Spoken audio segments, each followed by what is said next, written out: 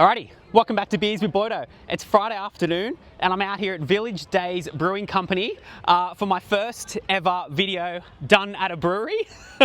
So I've never done one of these before. Not really sure what to expect, but I know it's going to be a fun, cracking afternoon because I've never had a bad afternoon at a brewery. Like, it's just always the best afternoon. So I think you as the viewer, you got to be in for a good video, surely. I'm about to go into a brewery and drink beer. It's going to be fun.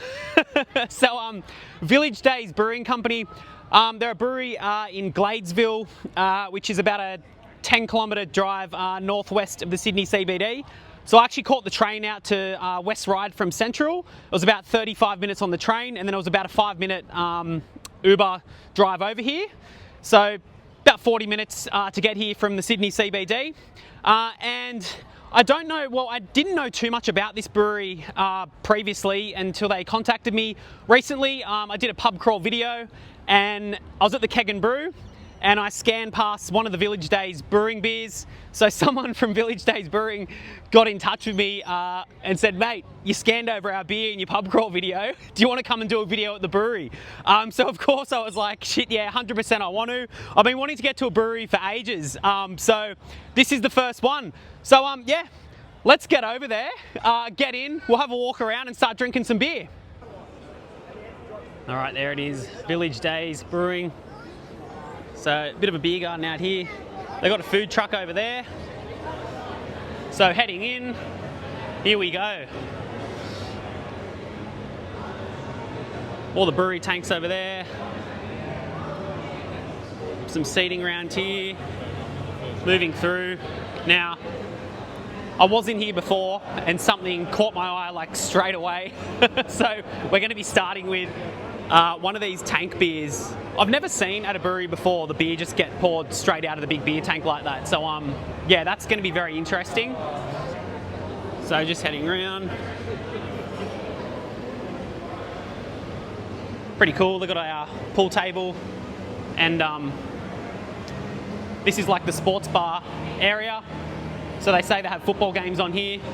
So pretty cool if you want to come out and check out a football game and drink some beer and play some pool.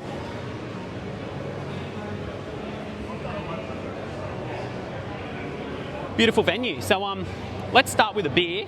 As I said, the tank beer has caught my eye. I reckon I'm going to go the lager. They did say, I was just in here before and introduced myself and everything, and they were telling me that the tank lager is their top selling beer. And I mean, I said, of course, like if I was a customer here and I saw beer getting poured out of those big tanks, like straight up, that's just what I wanted to be drinking. So let's get stuck into one of them. I was just saying, yeah, as I said, that one caught my eye. Yes, so yes, please, one of the the tank lagers.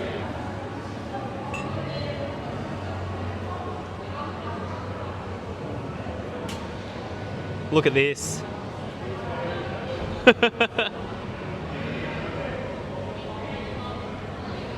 Oh, that's what we want. There you go. That looks perfect. Thanks, Jack. Oh, look at that. Before we head out, we'll just look at the tap list here to see what we're in for later. So, I've got a brown ale, oatmeal stout.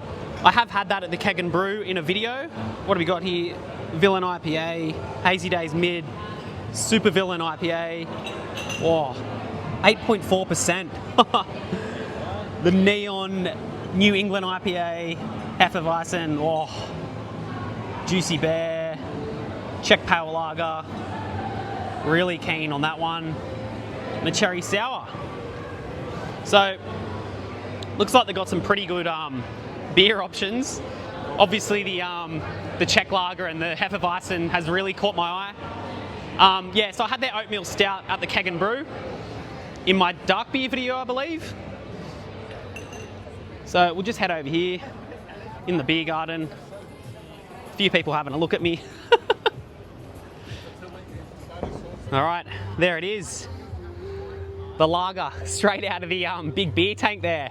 I love that. So we'll have a bit of a smell here, have a sip, and then we'll head in and we'll talk to Dan, the owner. I was saying to them before, if Dan wants to get on and just talk about how he started the brewery, I said I'm always fascinated in not just breweries, any business, on how a business starts. Just love backstories to things like that, you know. So we'll have a chat to Dan, then we're going to have a chat to Alex, the brewer, and yeah, drink some more beers and just film a bit of a session here, really. So it's looking good. It's looking fresh. Yeah, nice like light bready malt smell with like a bit of like lemon or something there. Bit of a zesty finish to it. Cheers. First beer at Village Days Brewing.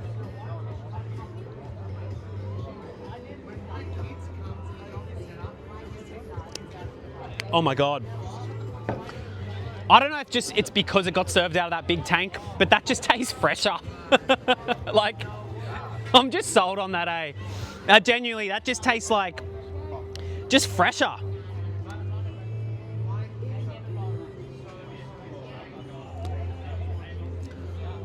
Beautiful carbonation on that one.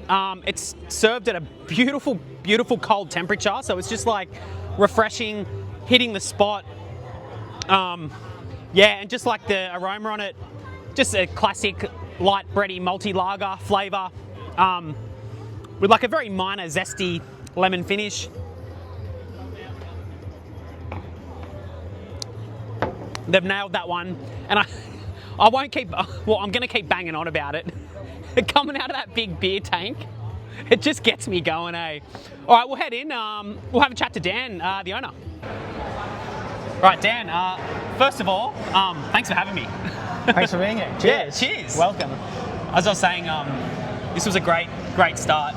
Tastes so fresh out of that big beer tank. So, and actually, I don't think I've seen that at a brewery before. No, I haven't seen it here, certainly not in Australia. So where'd you get the idea for that? So it was actually came from the manufacturers of the equipment. So it was their idea. So they're effectively just big sort of conditioning tanks, bright tanks with a couple of taps on. There's a CO2 line that goes in the top and a pressure sensor, so it kind of keeps the pressure constant as the beer goes down. Yeah. I mean, kind of what we want to do in the whole concept is, you know, bringing really fresh beer to, you know, here in Gladesville, you know, it's a bit of a craft beer desert, really. Yeah. So that allows us to keep the beer really fresh because we, you know, basically go straight from the fermenter into that tank and then into your glass. Yeah. So it's, yeah, great for the beer. We're not exposing it to much oxygen or light or anything, both of which are really bad for beer. Also, one of those tanks is the equivalent of 40 kegs of beer. So that's 40 kegs we don't have to clean and fill and store and all that kind of stuff. So it's, awesome. it works really well. Makes sense just to do it like that. Yeah. Yeah, what made you start the brewery?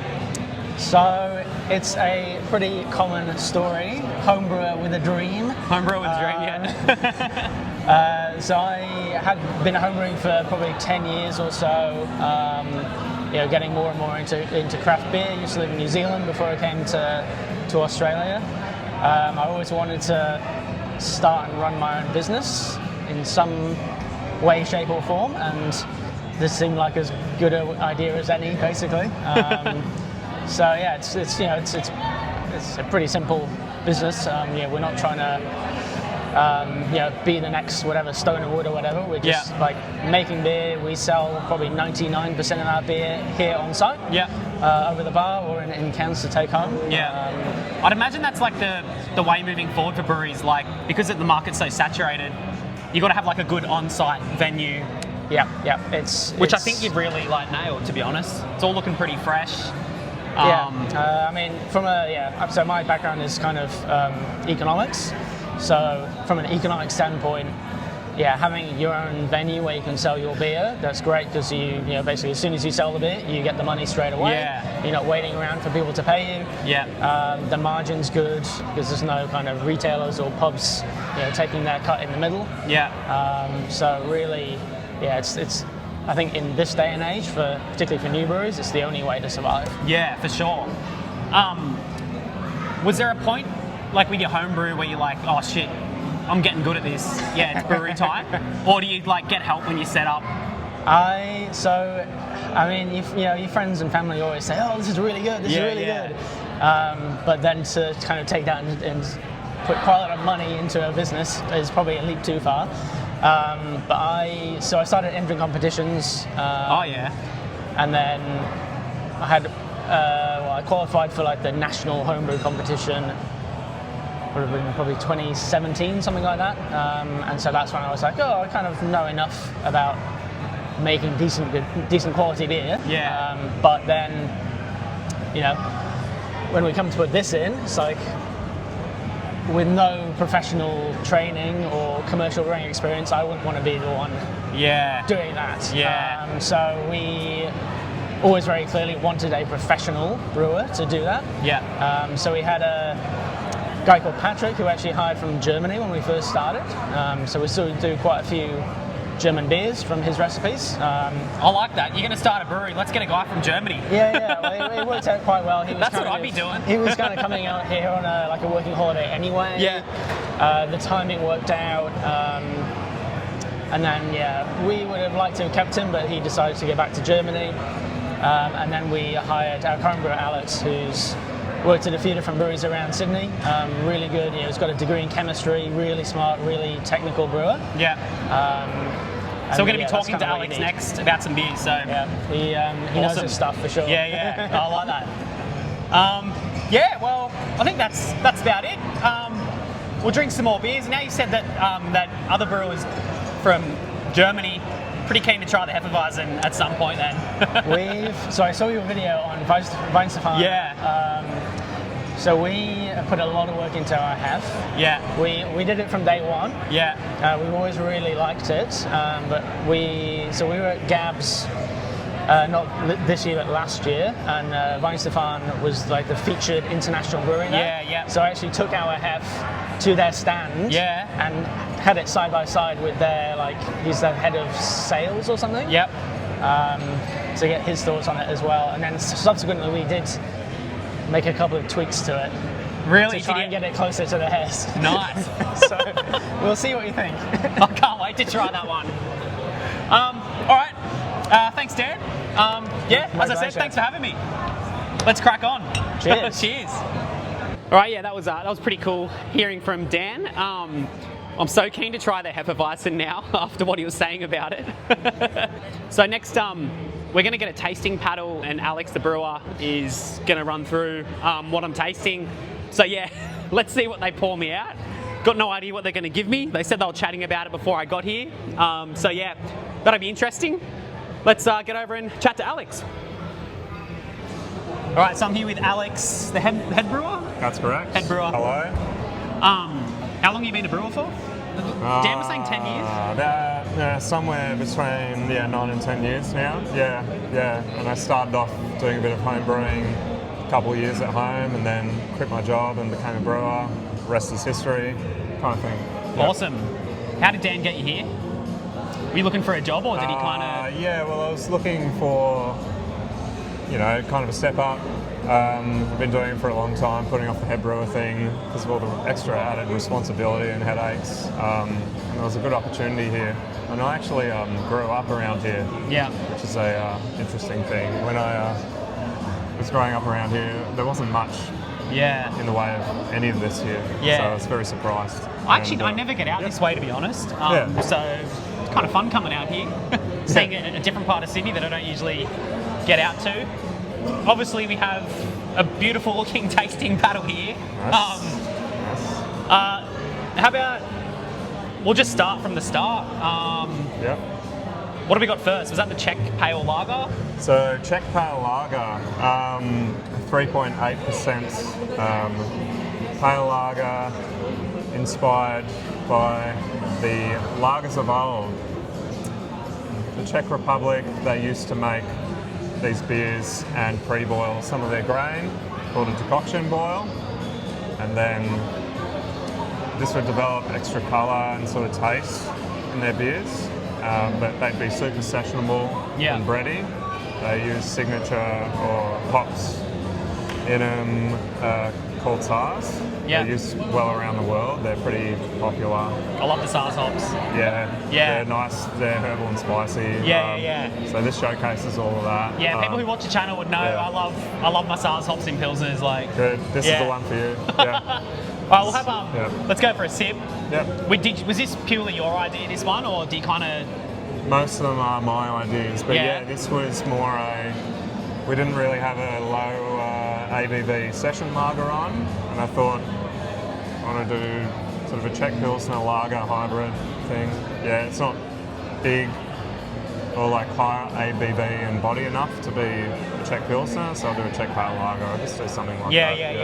Yeah, it's definitely pretty Yeah. light compared to like a standard Czech lager, but Yeah. you can definitely taste the SARS hops in there. Like, Yeah. it's got that nice, like, herbal, touch of spicy finish. Yeah. That's my type of session lager. Good. Yeah, that was it. And at the 3.8%, that's good because, like, I often when I come to breweries get carried away.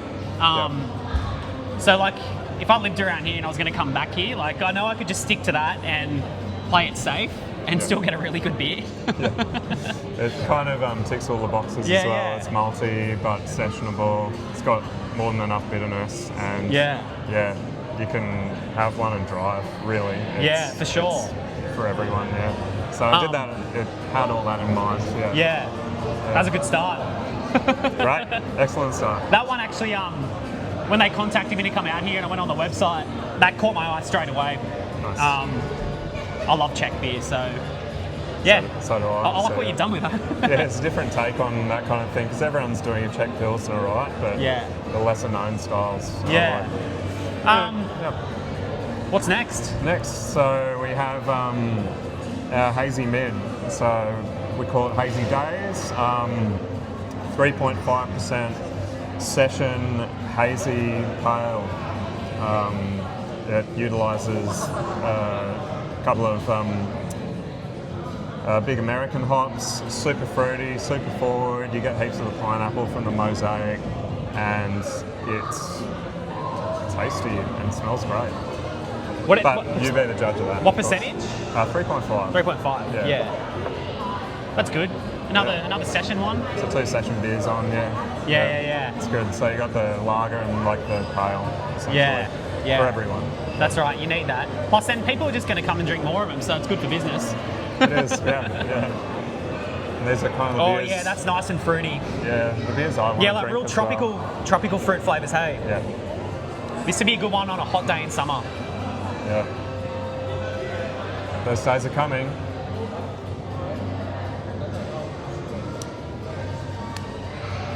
Great, light and easy to drink, Yeah. and just good tropical fruit flavours. Yeah. You're right with the pineapple. You can really taste that. And again, it just tastes so fresh. I mean, I am at the brewery. This beer is one that does really well for us. It's probably after our draft beers, our third most popular seller. So it speaks for itself. This one, it's awesome. It's great, and well received. Yeah. Cool. All right. Next. So that's down. Now we have the Toon Brown Ale.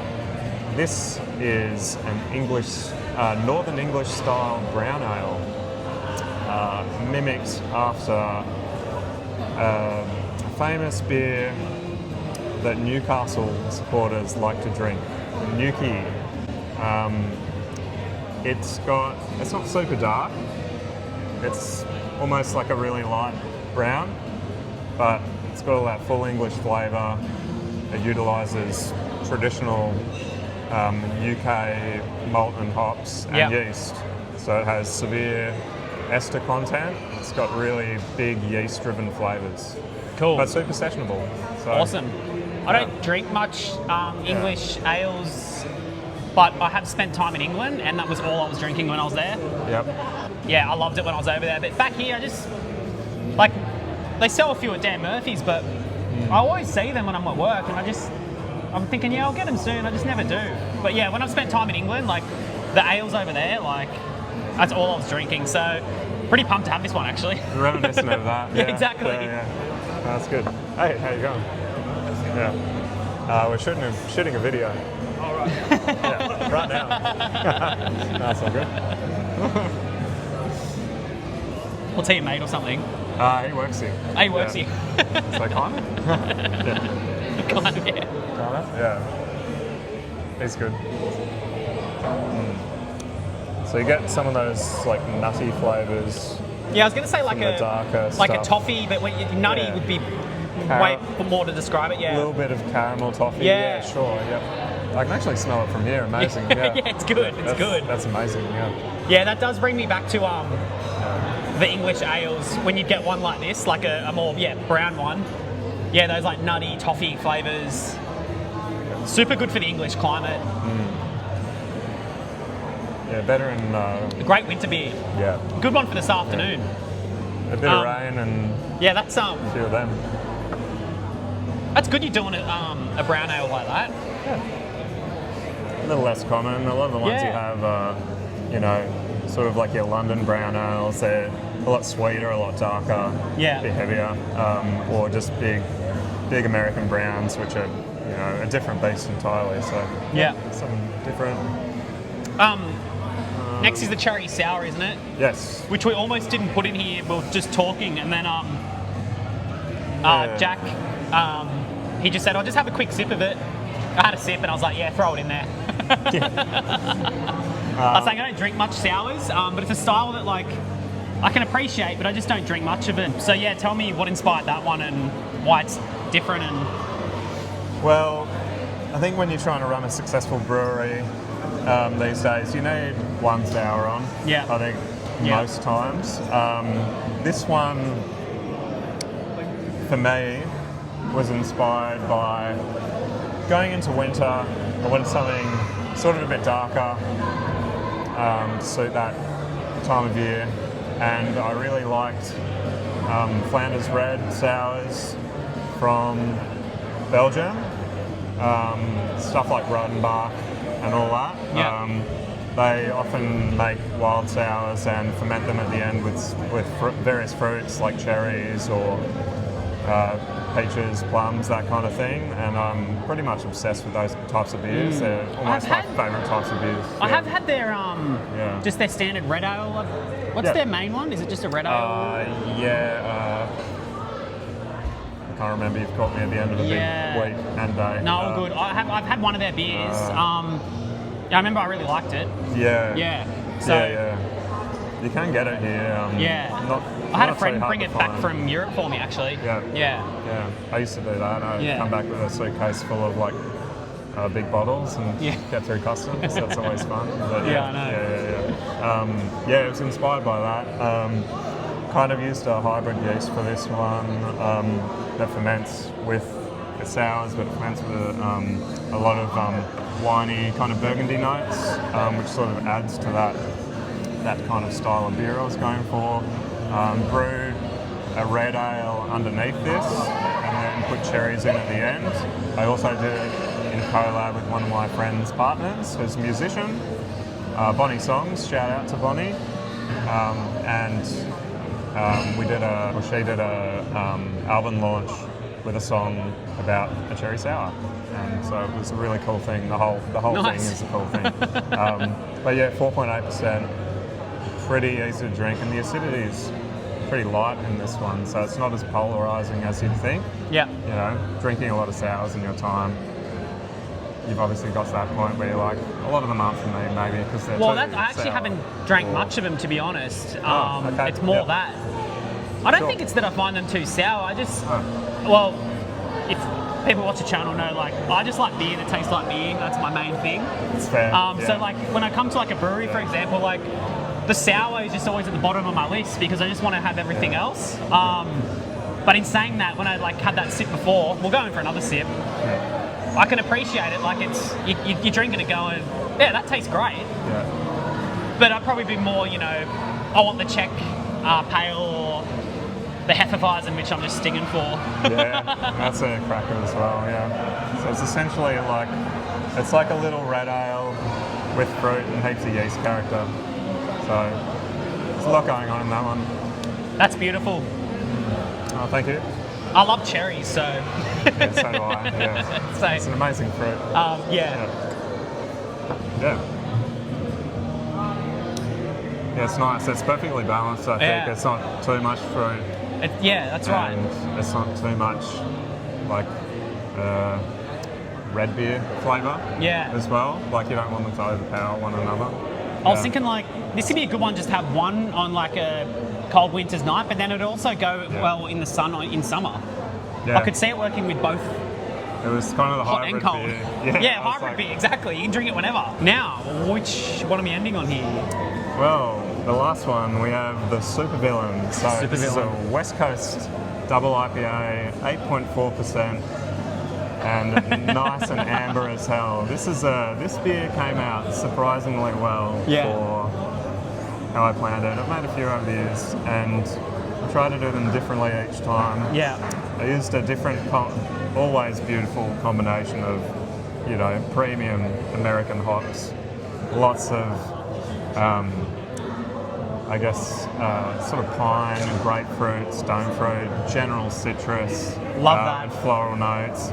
High bitterness, and some really unique Australian malts that have sort of that dark American malt character without all the cloying sweetness.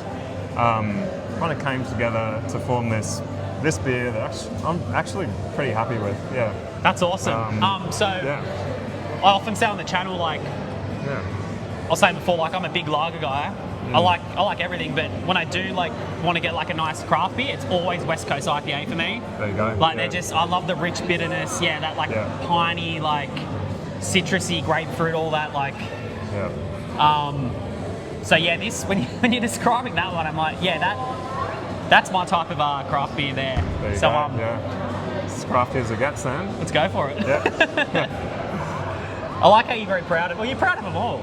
I can tell. I like that. They've all come out pretty well, actually. I'm just, they have. How can you not be? They can't last forever, surely. Yeah. Oh, here we go. Yeah. So it's got a big aroma, it's got a double dry hop, and a lot of hops in there too. Oh, wow. Yeah. And it's full on, That's just like a flavour bomb. Yeah, good. You're right with that nice bitter finish. Yeah. It sort of rounds out nicely. Yeah.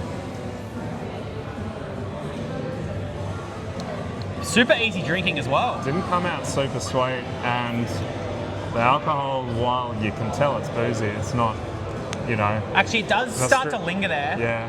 It doesn't strip your throat on the first sip, No, but it which doesn't. is nice. It's like a good, a good alcohol lingering thing.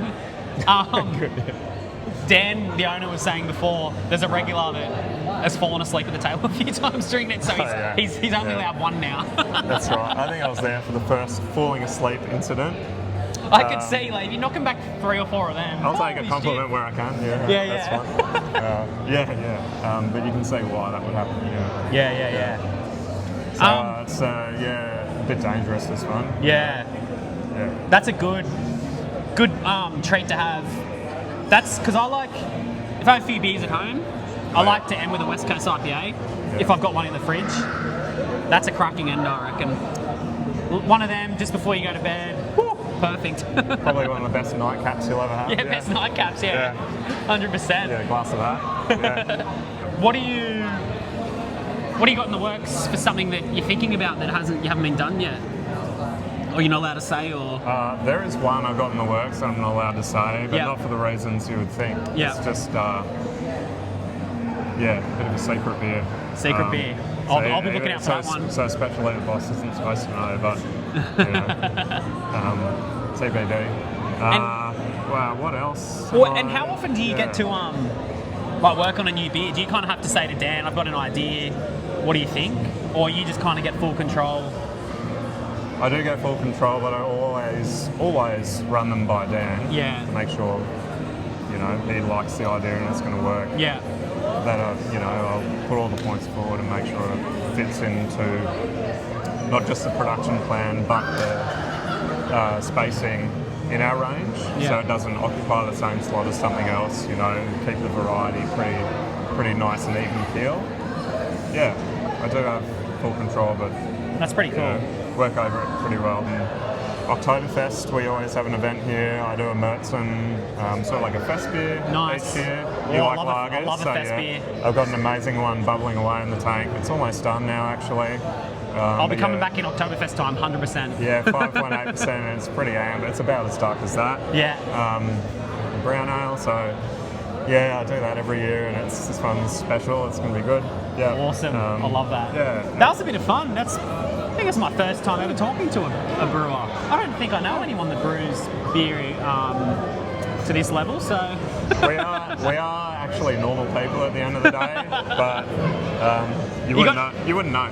You got a cool job. Oh, thank you. It must Yeah, be fun I just think thinking so. about, what am I going to brew next? Like, that's awesome. Yeah, I mean, you learn to treat it as a job after a while. Once the honeymooning period is over, so to say. Yeah. It's like a lot of labour and cleaning. It is just 90% cleaning and planning. So, you know, if you have clean tanks and healthy yeast, you'll make great beer. Yeah. So just clean heaps and it'll do the work for you. Yeah. Love it. That's it. Thanks, Alex. That was Anytime. great. Thank you. Pleasure to have you here, and thanks for taking the time to come out. Thanks for having me. Thanks for having me. Yeah. All right, so that was a bit of fun talking to Alex, the brewer. As I was saying to him, I've never really spoken to a brewer before, so that was interesting. You can tell he's really proud of the beers that he said they're all his creations, and like when he's talking about it, like you can just see the smile on his face, like he just loves it. And I love that. That just makes it even better for me. I've got a quick birthday shout out to do. Samuel messaged me and he said, I got to say happy birthday to Mitch Butterballs Leon. Enjoy your birthday Big Mac and wave pool sesh.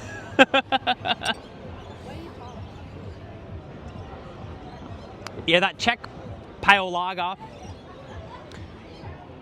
as I said, like he's just nailed it. Like it's less body than like, you know, Pilsner or Quell or something, but it's just got those nice SARS hops there on the ending, so very sessionable. I'd love to come here and just do a session on these. And then end with that double IPA. Alrighty, so we'll just finish off this tasting paddle while we're outside. Really getting dark now, so we're gonna have to head inside. It's getting pretty busy in there, so I'm not sure where I'm gonna set up and film. But yeah, just pumped for the Hefeweizen. I reckon I'll get a pizza as well. I've thought about it, I'm hungry. The pizzas look amazing. So the hazy mid. Very sessionable. The brown ale.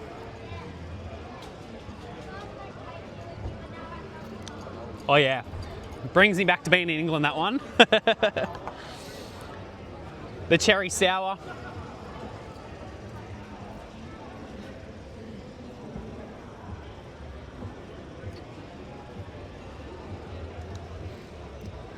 I love cherries, and that's just amazing. But yeah, if I'm honest, as I said before, like if I'm gonna come to a brewery, I just want beer that tastes like beer. The cherry sour, like I can appreciate how good that is, but when you got like, you know, things like this double IPA, Hefeweizen, Czech lagers, as I said, the sour is always just gonna be at the bottom of my list. But yeah, Alex has nailed it. Oh, the nightcap.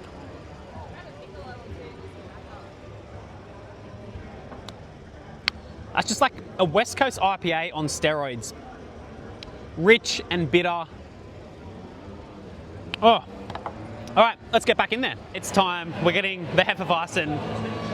Let's go, Jack. We'll get under there. We'll come around, actually. There we go.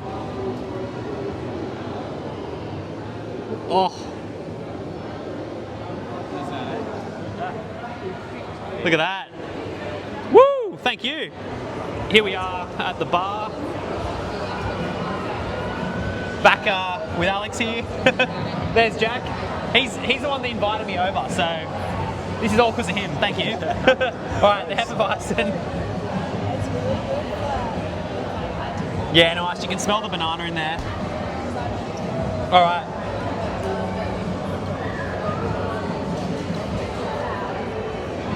Oh shit, that's good, eh?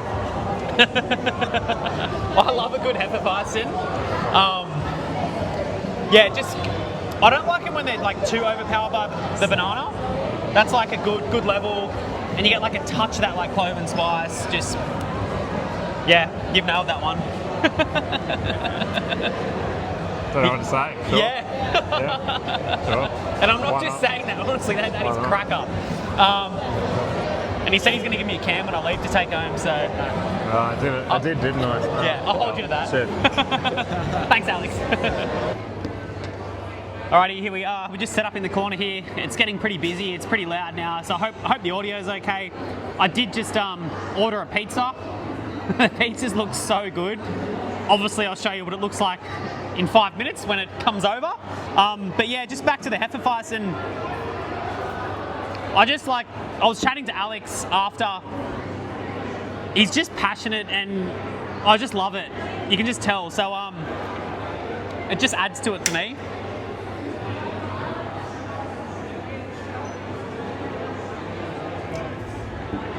It's that good. I'm not just saying that. You can tell when I like something, and that's just class Hefeweizen. It just tastes like it's from Germany. So yeah, this is awesome. Yeah, getting pretty hungry, so pretty keen on this pizza.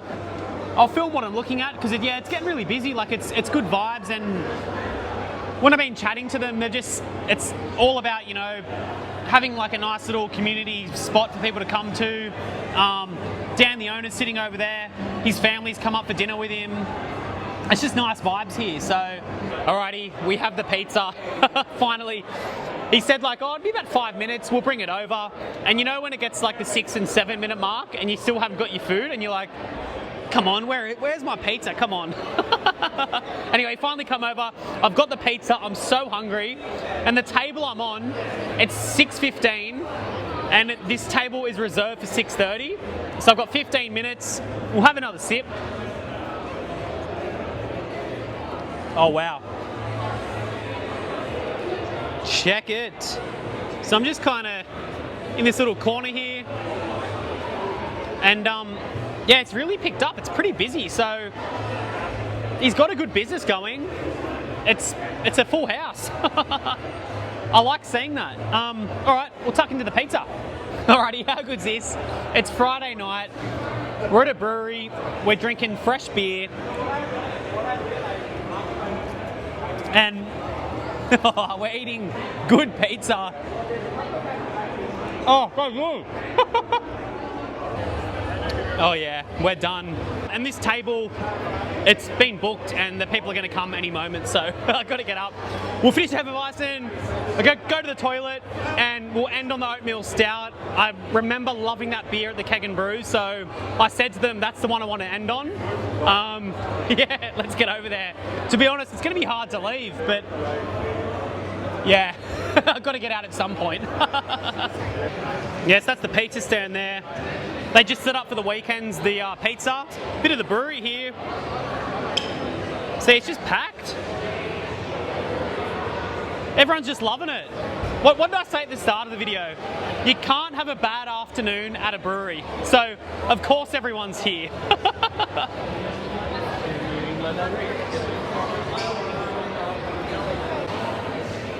All right, thanks, Jack. We're going in for the oatmeal stout, 5%.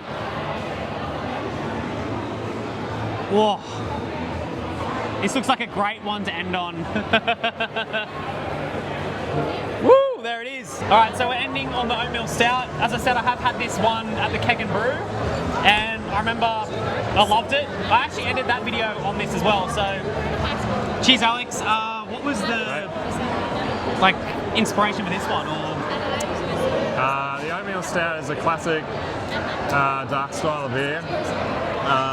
Use 20% oats in this one, make it nice and creamy.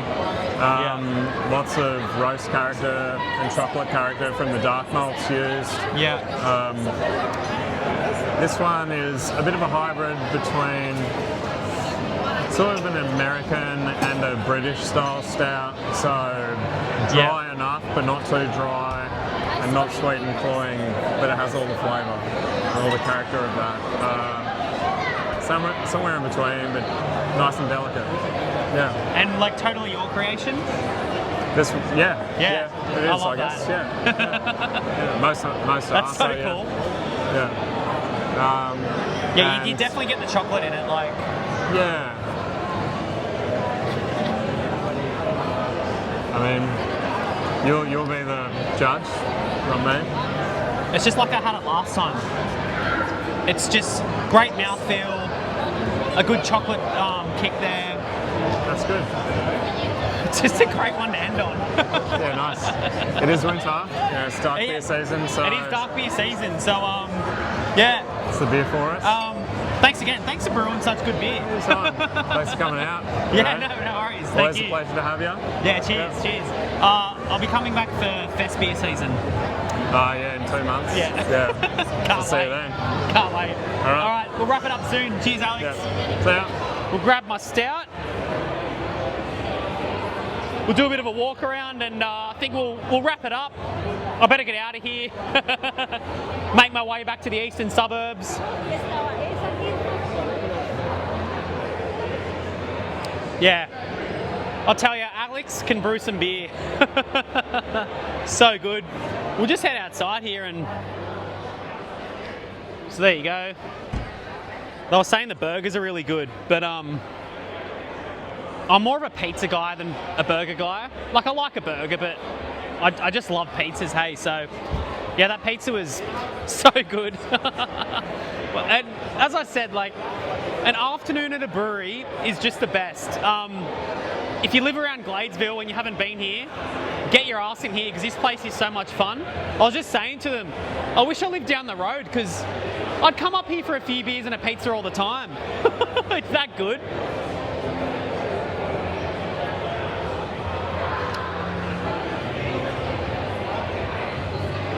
All right, I'm going to wrap it up. I'm going to kick back with Alex and Jack. I've just been chatting to them all, Arvo. They're just good guys to chat to.